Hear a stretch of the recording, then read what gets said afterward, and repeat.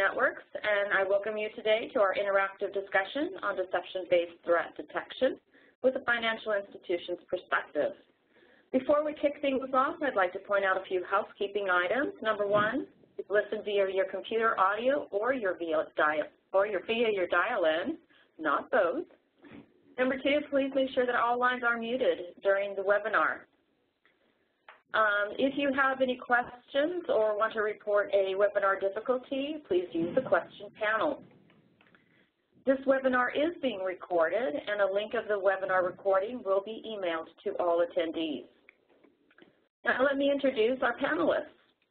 We're excited to have Mark Sutton, Vice President and Chief Information Security Officer at Bain Capital, LP, where he's responsible for all aspects of their global cybersecurity program.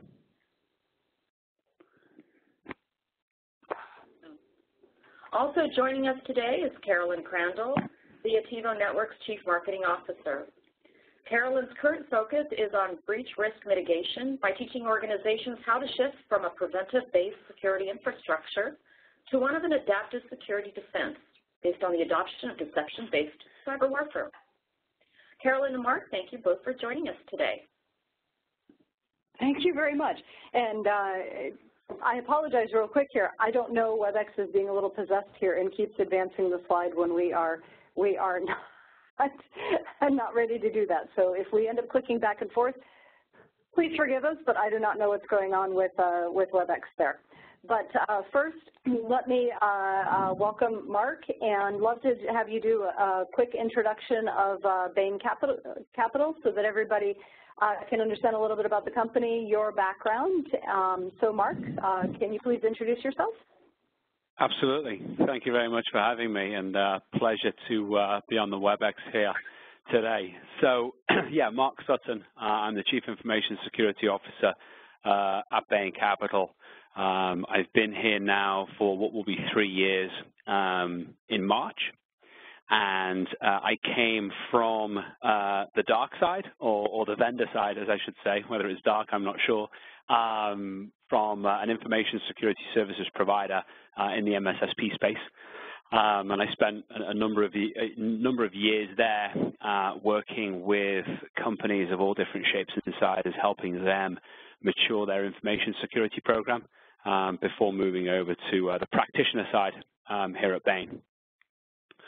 So Bain Capital, we are a multidisciplinary asset management firm. We have about 1,200 employees globally, supporting $80 billion of assets under management across our various different business units. We're probably most well known for our private equity business. We also have a ventures business. We also have a credit business as well as some life sciences businesses and some social impact business units as well. We are located in 14 different offices across the globe, with our main headquarters here in Boston, and then European headquarters in London, and Hong Kong is our headquarters over in Asia Pacific. All right, fantastic, Mark, and it's great to have you here. And I think you know, your experiences are very relevant to other financial services organizations, and so looking forward to having the opportunity to have you share your story.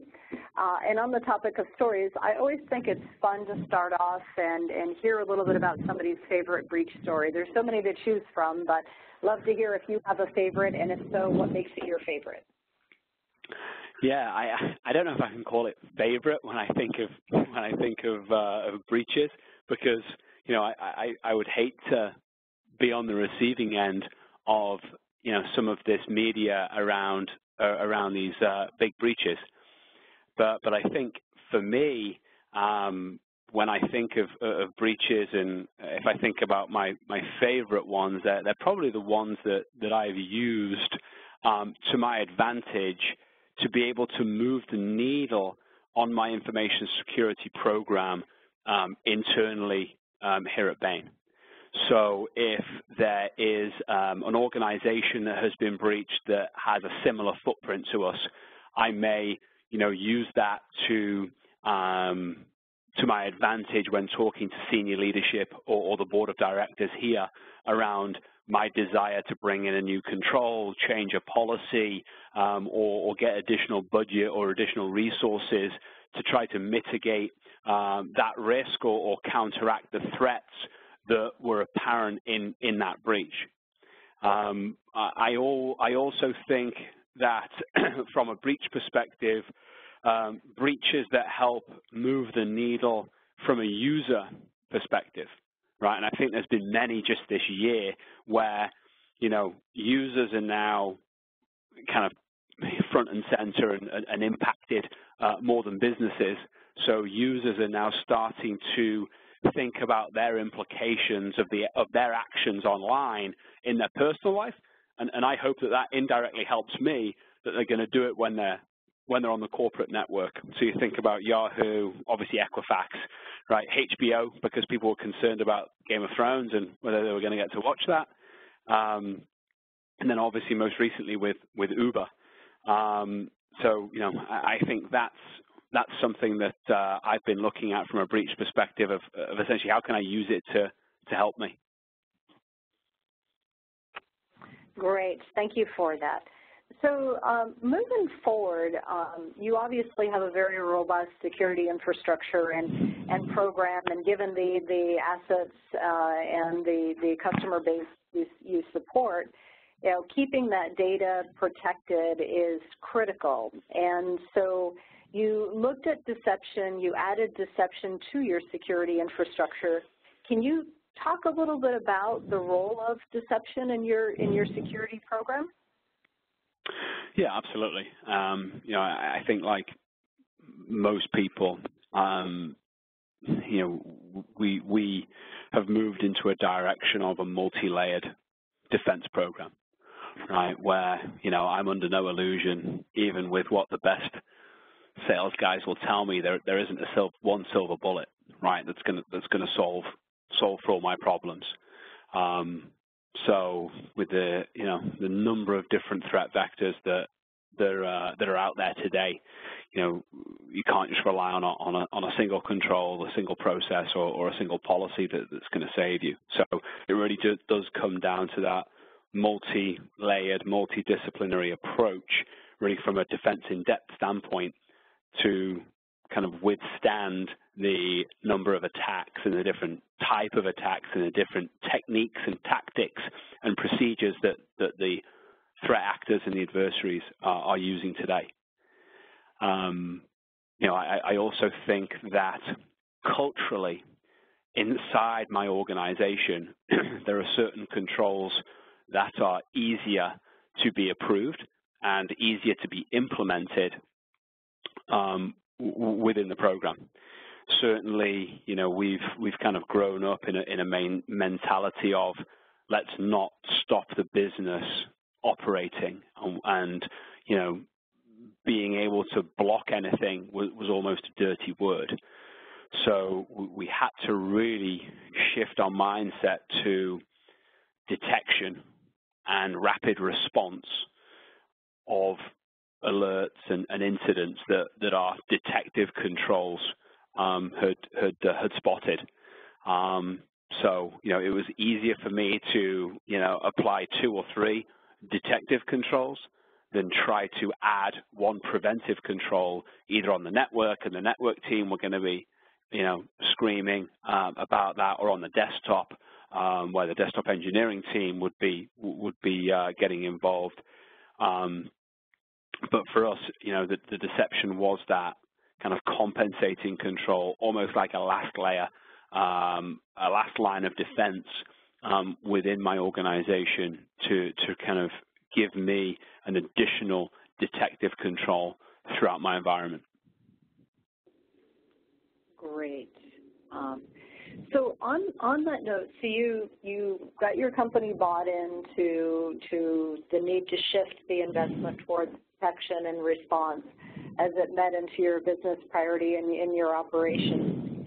you had a lot of choices as you made that shift in investments. Maybe you could talk a little bit about, as you looked at different detection technologies, what was your evaluation criteria? What things were you factoring in as you were choosing the detection technology for your control? Yeah, so there's a number, right, of things that I was trying to move towards that played a role in my evaluation criteria. You know, I think first of all was any new tool that I was going to bring in to my program had to in some way make other tools better from an integration standpoint, or by adding in this deception technology tool, it was going to be a force multiplier of value based on existing solutions that I had. And it's kind of what I talk to my team about all the time as being the 1 + 1 = 3 outcome for when we bring something in. I also, you know, wanted to get out of the business of bringing in point solutions to my program, where, you know, I have things on an island, that solution does this, the other solution does something else, and, you know, I've got another solution doing something different, and never will those things meet and come together. You know, I think that was difficult for my team to manage, difficult for my team to govern and oversee, and, you know, it was kind of siloed different controls within my program rather than integrating them and bringing them all together. So when I started looking at deceptive controls, it was going to be, okay, well, which deceptive control is going to solve for this? How can I bring different parts of my program together? Can I link my my perimeter defenses with my deception technology, and then can I then link that again to an endpoint control or a NAC solution? You know, how can I do that and be most effective when I deploy this deception technology? And then obviously, you know, it wouldn't be an information security presentation without using, you know, automation and orchestration as some great buzzwords, but they're obviously, you know, something that had to come into play as well, where as I'm adding all these new detective controls, you know, I'm seeing my team think, well, hang on, how are we going to respond? How are we going to, you know, we're not seeing more, we're doing more, but we're not getting more resources. You know, so I needed to be able to assure my team that, hey, listen, you know, this, just because we're adding new controls and getting new visibility into our environment, you know, they weren't going to be overrun and flooded with alerts when we turn these things on. So all those things played a slightly different role when we started looking at different providers. Great. It sounds like a pretty comprehensive list that you had to go through, and we are hearing this more and more about the force multiplier value, and not just come out with, rip a product out and put in something new, but strengthen the security controls that are there and share information and make the overall defense stronger. So that makes a lot of sense. Yeah, and I think the other thing as well that you want to think about is, you know, the time to value, right? You know, and I was literally in a meeting yesterday with a provider of a different solution where, again, it's a detective control, and they were focused on something slightly different than Attivo's deceptive technology. But, you know, the success of their deceptive control relies on an element of AI and machine learning. So the time to value for that, unless they can go back and take all my data and I dump that to them so that they can learn, you know, my environment and what's normal, there's a certain element of, okay, it's you know, out of the gate, it's not going to be so great, and there's going to be a lot of false positives and a lot of tuning, and it's going to be a lot of headaches to get this thing up and running. You know, that time to value, I think, is something important that people shouldn't dismiss. Yeah, that's an excellent point. I was just recently at an event, and there's a lot of competing security priorities that people talk about, and it's one of the differentiating pieces with the way that Attivo approaches the detection and the deception that we use, because it doesn't have that reliance on having to take time to get good or learn the network or generate logs of information that have to be vetted through. And so a lot of people will say that you get immediate value because the minute you drop it in, you're going to get value. If anybody engages with the deception, you're going to get a high-fidelity alert, and you know it's not going to be a false positive because nobody should be engaging with the deception piece. So immediate time to value and can be in parallel with adding other security controls, but also gives you that immediate alert while you're building out your other security infrastructure to know if something is in the network or other security controls are failing. So really, really good point on that. And so as you looked, you got deception onto the agenda as an important part of your security controls. As you had to gain access to budget, what kind of objections did you face, and how did you deal with that? Yeah, so I think when I first came on board here, there was a somewhat element of maturing that had to be done from a program perspective, right? And we had to spend some money and bring in some resources. So there was this element of, okay, what else is information security going to go and acquire? But I think the pushback that we received was somewhat of a, well, hang on, what happens when the threat evolves and it can understand what deception technology looks like and how can it evade deception technology, right? Because you're almost that the CFO and the senior management are now using your argument against yourself, right? Where you're continuing to talk about how quickly the threat landscape is evolving and how quickly the techniques and tactics and procedures of the adversaries are evolving to bypass controls, hence the need for more controls. That, all right, well, you're telling me now you're going to bring in this deceptive control. Well, how long is it till that's going to be not effective anymore within the environment? So, some skepticism there with regards to just having to bring the technical guys into the room and have those conversations and get people comfortable with the capabilities of the control.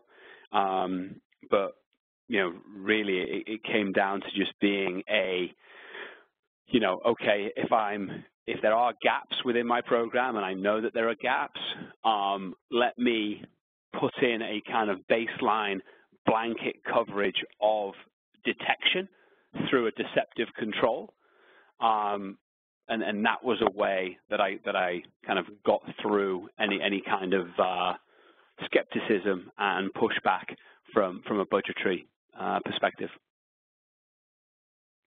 Great. That's very insightful. It's interesting. We hear a lot as well. The most fundamental of does it really work, right? Attackers are very sophisticated, as you said. The attack methodology, the threat landscape, everything is changing on a day-to-day basis, and the way deception works has had to change with that evolving landscape as well, and moving from emulated low interaction type of environments to high interaction things that use machine learning to deploy and update and stay one step ahead of the attacker. In the addition to adding visibility for threat intelligence and counterintelligence to better strengthen the defenses, which leads it to its relevance of will it stand the test of time. Really, the other question is, when does it become not relevant or obsolete? And I think that with the way the distributed deception platforms are evolving, is that moving not only from the early detection but into the threat intel and into the counterintelligence allows the organizations to really change the asymmetry of the attack and go on the offensive to make the attacker have to be correct and right and not avoid stepping on a trap themselves. So it's changing a lot from kind of early day trapping techniques to modern deception, which is really designed for that anticipating attacker and changing the game. So it's good. It's great to hear how you were able to go about securing the budget and gaining the belief of the value of deception. And so now you've gained the support and the budget to do this. You had to then go through an evaluation process to decide which deception technology was the right fit for your organization. Can you talk a little bit about the process and the criteria that you use to make your ultimate selection of the technology? Yeah, so this links a little bit back to kind of the evaluation criteria of the overall, are we gonna use deception within our environment? But then we just kind of brought it down to a more kind of tactical, project level. So, I find it easier if we can bring other teams on board and show them some of the value that they can gain from a security control. Again, going back to my point about not bringing in point solutions, can we bring in, enterprise solutions that other teams can leverage? So, brought in the network team so, they can start to get some value and see the output of different solutions, make them part of the decision process. Hopefully getting more buy-in from them. But it was nothing out of the ordinary, really, from how I would evaluate any control within my environment. Kind of threw in some POC boxes just to kind of see, okay, is it going to work? But it's very hard to prove a negative, right? It's very hard to prove that, okay, did something not occur? Did it occur? Or if you don't see anything, okay, does that mean the box isn't working, or does that mean that we've got nothing in our environment that's going to be hitting up against that? So there is an element there where it is difficult. References, I think, are always huge. Play a big role in what I do. Reached out to a few kind of peer CISOs. Hey, what do you think of this? Have you heard of this? What have you seen? What have you heard? That's always a really good thing for me to be able to kind of touch base on. And then also, I just kind of like to get a feel for the sales process with an organization. How easy is it to do business with this vendor? Because if technology is similar, I'm going to need to interact with this vendor. How quickly can they solve problems? Because it's not going to be seamless. We always know there's going to be problems, but it's not that there are going to be no problems. It's going to be how quickly can the vendor respond to a problem and help me? How responsive are they? How resourceful are they? How confident am I in their technical talent? How confident am I in their roadmap and kind of their future plans and their strategic direction? So all those things play a role, not just when I looked at Attivo, but whenever I look at any security control that I'm going to add to my program. Yep, great. Yeah, that makes a lot of sense. I mean, that business factor is an important one in addition to, is the technology the right fit, but how well will they support your business, as you expand to global or maybe into different environments as well. All right, so that's when you looked at the deception technology, there are different types of deception technology that are out there, and although companies will say we have a distributed deception platform, differentiating that from companies that maybe have a feature, a deception feature within their offering, they generally will provide options for network-based deception, endpoint, application, data deceptions, when you were looking at the different types, was comprehensive a factor, or were you looking to solve more of a specific problem as you made your selection? And if there were any pros or cons, feel free to talk about those as well. Yeah, I think it depends on what you're trying to protect, right? If I'm looking to protect a single asset or a single set of assets, whether it be a certain data repository, I know exactly where that data is. I can have maybe more of a centralized approach to deception, and I know that, hey, here are my crown jewels. They're located in this in this specific location, and I just build my controls from those crown jewels. If I don't have the luxury of understanding where my crown jewels are, and my risks are spread throughout the network, or I have a flat network that's not segmented, I'm going to need to have more of a distributed approach to how I deploy deception technology, because if the deception devices are in a location that isn't being touched by the adversary, right, it's not going to fire, it's not going to create that alert. So I think it ultimately comes down to kind of your network and the architecture of your network and what it really is that you're trying to protect. Great.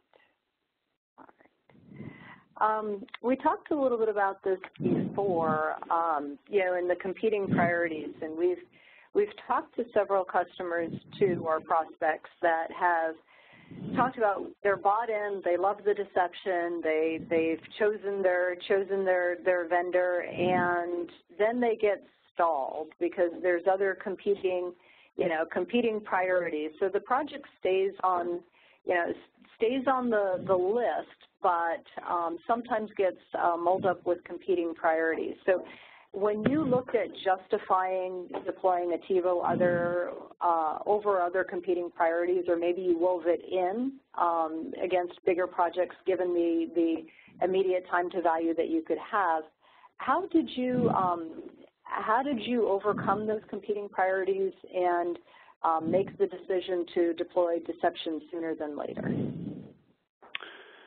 Yeah, I think this came back to a couple of points I made earlier on being part of our layered defense strategy and part of our overall approach to how we were going to build our program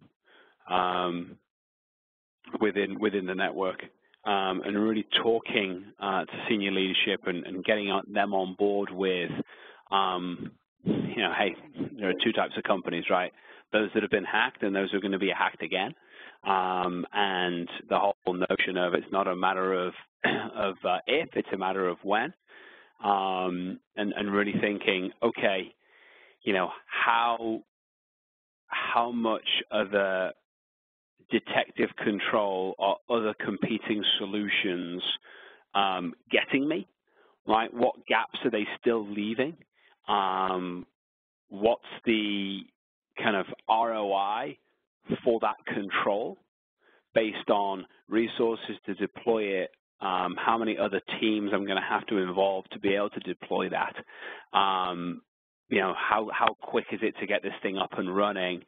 All those things kind of went into my criteria on how quickly or how far up the chain this is going to go on my priority list. So those are the things that I was looking at when we thought about, do I do it now or do I do it later? Great insight into that as well. So now you've decided you're going to roll out and deploy.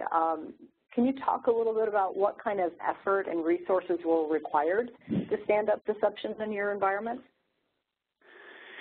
Yeah, absolutely. I can't speak for my kind of engineers and technical resources who had hands on keyboard to do this, but they certainly came back very quickly with, well, it's up and running now, sooner than I thought, which was great. yeah, so it seemed very, very simple, right? Spun up some virtual appliances, and in it went. I think we did it over a remote session with some of the technical talent from Attivo, and it seemed very, very straightforward to be able to set that up, and then after that we started. The thing that took longer was to integrate it with our ticketing system, and also our overall SIM platform, to be able to integrate those alerts into those platforms, and kind of start to input that into our workflow. So yeah, nothing that was untoward or took longer than I thought. Great. So it's great. We hear this consistently, that the Attivo Deception can get up and running very, very quickly, is very simple to configure and manage. Have you had to add any resources to be able to operate Attivo, or has it been able to be supported within your current structure? Yeah, no additional resources needed, because it's not something that is alert heavy, or even I guess it's not really alert heavy is the wrong word. It's whether it's noise heavy or false positive heavy that's going to kind of take the time of my resources away from actionable items. Yeah, no, it's been very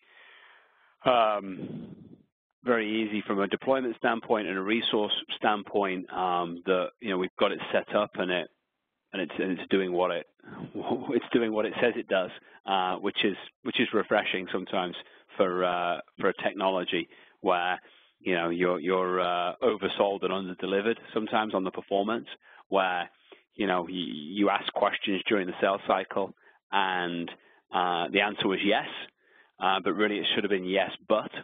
And you realize that potentially it didn't do exactly what you thought it would do, or it POC'd differently, or the demo was different. We've had no issues like that. It's done kind of what it says it would do. That's great. It's always nice when works as prescribed. Yeah. So, which leads us into favorite features, functionality. Is there anything that you have found you liked the best about Attivo, and anything that stands out that you would want to share? Yeah, for me, it's just kind of that.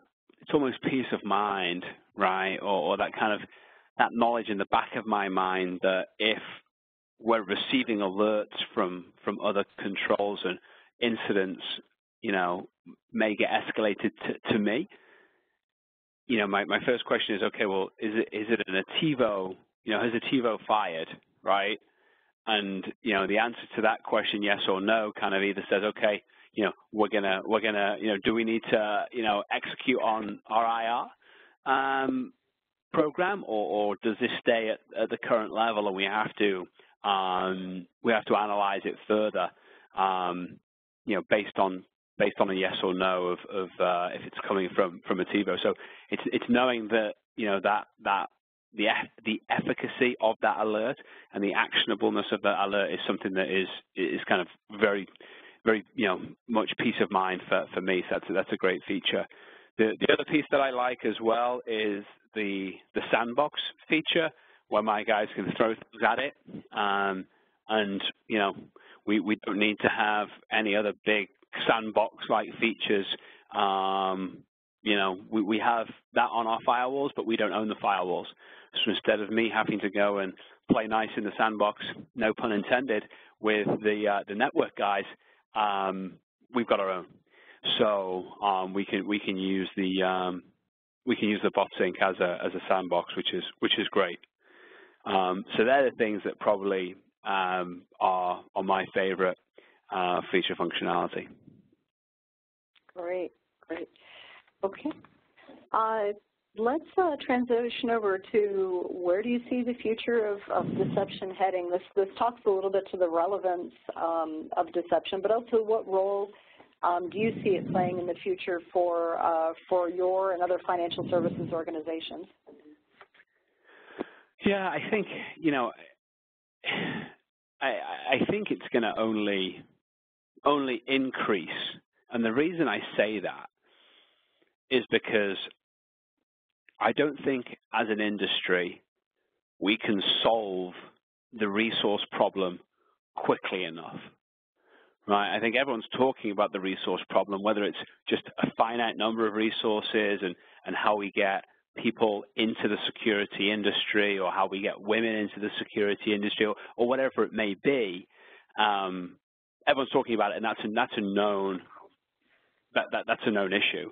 But I think solving that issue is a much longer term problem, right? Or the solutions to that is longer term. Whether we have to go down to the high school level or the middle school level and start to bring those people through with high school courses and college courses and then get them out and into the working world and into the field could be 5, 10, 15 years. And, you know, I don't think we have time from a threat evolution perspective to just wait for more resources. So, you know, I think a deceptive control or some controls inside our environment that can, you know, add much needed visibility without required FTE overhead and people to do things. The fact that it can see something, detect something, link to another control and take an action that historically you would have detected with, or maybe detected with a SIM tool potentially, and then you needed an analyst or an offshore resource to then go and follow an escalation criteria to take action. You know, I think that if deception can fill that void from a resource perspective, I can only see deception being used much more broadly throughout organizations, unless someone knows where they've got a secret stash of information security resources, which would be great, but I don't think anyone has that. No, I don't think in most cases not. But I was actually happy to see. I was in my watching my daughter's programming class when she started it, and there were 21 kids, and 11 of them were girls, and they were starting them at 9 years old. So hopefully we've got the next round of talent being primed to help fill some of those roles. And then you talk a bit about, you know, deception and the role that it's playing, and I think there's a lot of things that are happening, not only with risk management and compliance, but also a lot of new bills and regulation coming up around, you know, responsibility for protecting your networks and detecting early and disclosing. When you think about the role of deception technology within that, how do you see deception playing? Do you factor that in your conversations for risk management, compliance, regulation, maybe even pen testing? Can you talk about that a little bit? Yeah, you know, we've just gone through this a little bit from an insurance perspective, right? You know, not so much compliance and pen testing and whatnot, but from an insurance perspective, you know, we're in our third or second iteration of cyber insurance, and the first time that we went through it, 3 years ago, I was pretty surprised by the complete lack of information that they had about our program to be able to provide us an insurance premium. Right? I'm like, did they know what they were insuring? You know, I think, you know, they didn't know what they were insuring. I was very surprised. I wasn't even involved in the process. Our legal team did it, and you know, I wasn't even questioned with regards to what we had in place. And now you fast forward to literally this summer where we kind of renewed our insurance policies, and it was a much more robust process with which the insurers were going through and getting visibility into our program. And deception came up a number of times from their side when they were questioning us about our controls and about the different things we had in play. So, you know, I think if the insurance providers are asking for it, you know, I can only see that, you know, the regulations and compliance people are going to follow suit, maybe a little bit later, as they always do.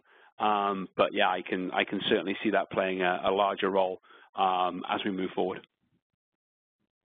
Great. Yeah, that's definitely a different perspective in looking at that, and you know, everything is leading towards much more investment in early detection and capturing the information so that when they are required to report and share information, it's done accurately and in a substantiated way. So looking forward to see what's going to happen on that front. So let's round now into some kind of final words of advice or recommendations for organizations that are looking to adopt deception. Yeah, I think for me it's you know, certainly do your homework on or think about what it is that you're trying to solve for, right? What is it within your program that you're looking to solve for? And ask the question of, you know, do you have enough visibility within your environment to be able to detect suspicious and malicious activity in all aspects of your program? And then how quickly can you detect it and how quickly can you respond? And is the speed of detection, the speed of the response sufficient, or would you like to improve it? If you would like to improve it, how would you improve it? And you know, I think for me that's where the deception certainly comes into play. You know, you can certainly start small and start to see some value. Think about, you know, obviously risk-based approach. Let's start with our risky assets, where they are in the environment, where they are in the network, and start to just get some visibility. You know, when we first rolled this thing out, we got some visibility into events that weren't just security events, misconfigurations within our environment, things that were firing all over the place from a network perspective that we didn't have visibility into that we now saw. So, you know, and that was, you know, day one, day two, when we're seeing these things. So that was fantastic for us to see that. So, you know, I think they would be my final words, is just to think about how you're going to deploy it. You know, I don't think that there are, you know, outside of deception in the pure detective space, the pure monitoring space, I don't think that you can compete with the time to detect and time to respond with purely a monitoring and detective control without bringing in a deceptive control. Great. So you actually answered about 1.5 of the questions that I had coming in from the panelists as well. So one of them specifically, which is no surprise, everybody always wants to know what you caught. So it's I think you answered that with the you know, a lot of alerts around the misconfigurations or other things, in addition to things that could be detected. So I'm going to go ahead and check that off because I think that might be a little redundant.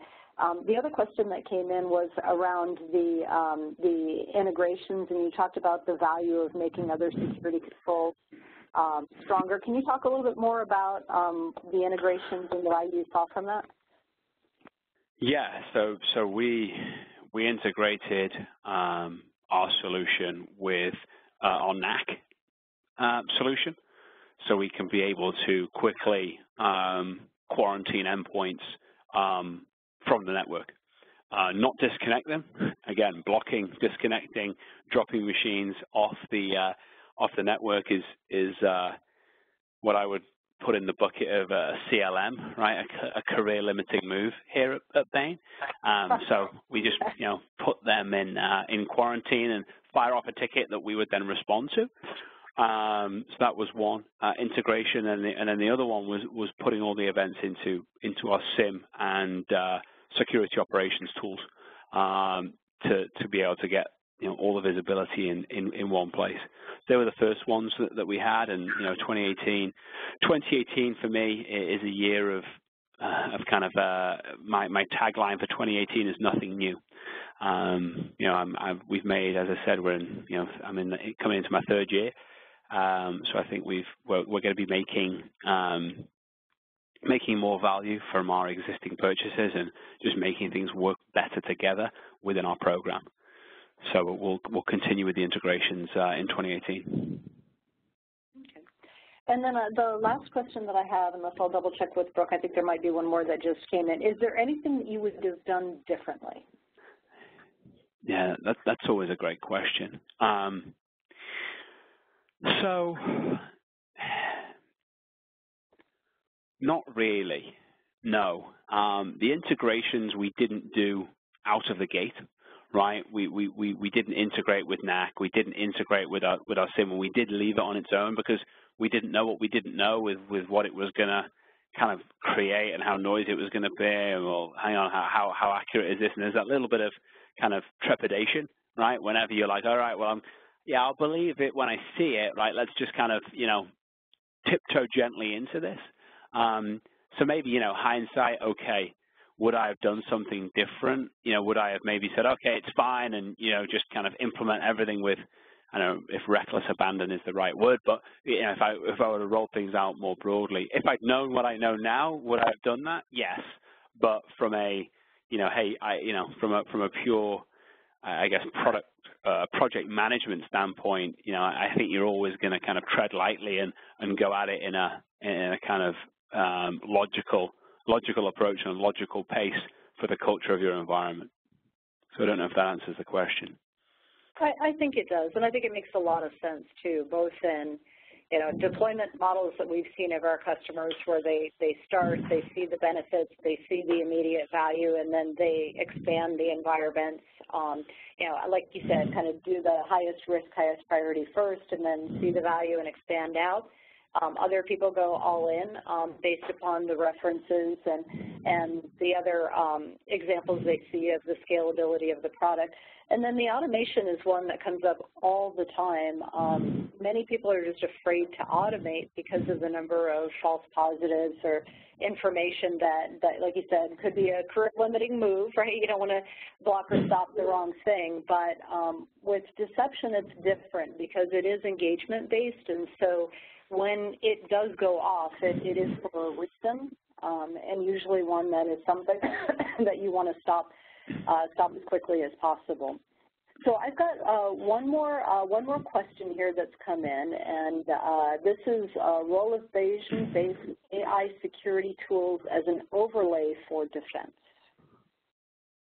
A little bit off the deception topic. Sorry, Yeah. I didn't get the first part of that. What was the question? The role of, and I apologize if I'm mispronouncing, Bayesian, Bayesian, I'm sorry, so I'm reading that across the room. Bayesian-based AI security tools as an overlay for defense was the question. I don't know if I understand the question. So what's the role of a Bayesian? Yes, of Bayesian AI security tool as a overlay defense. So a little bit outside of the deception world topic. I don't know, are you using AI security tools right now? Otherwise we can take this offline. Yeah, no, we're beginning to get there. I think, technology controls today, security controls today are trying as fast as they can to build in some element of AI. You think about UBA, and other network-based tools where they can start to look at, behavior patterns and heuristics, and not just base the controls purely on a signature. It's based on, okay, this behavior is now different, and based on my, AI, I know it's different because I'm learning about what's going on in the environment, and I can make a decision based on historical information within the environment. I think a lot of controls are going there. I think from a deception play, it's very, very different because deception is not getting all that information, right? Deception is going to fire when something hits it, right? It's not learning about the network. It's just creating an alert when something hits up against it or breaks a policy on the device. So, we can certainly take that offline and we can discuss that further, but I see it as a little bit different. Yeah.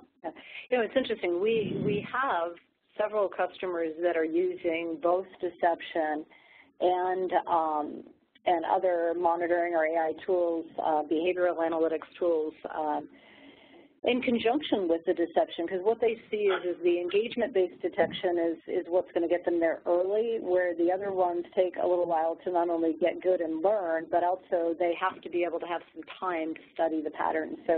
So we do have examples of customers that have run both successfully within the network as a layered security defense. So like you said, roles and how they operate are a little bit different, but they can definitely be complementary to each other, with deception providing that immediate value because it doesn't need time to learn. It's all engagement-based. You steal the wrong credential, you engage with the wrong deception trap, you get involved in an attack on Active Directory and pick up the wrong deception objects, you will get detected right away. So I think we have run through all the questions, and we're almost at the top of the hour. So, Mark, I found this incredibly valuable and insightful, and I hope everybody that attended on the webinar feels the same. It's great information. Really appreciate you coming on board to help us with this webinar and share your insights. So with that, I want to thank everybody for attending. We will provide a playback recording of the webinar, and I hope everyone has a very, very wonderful day. Thank you. Cheers. Bye all.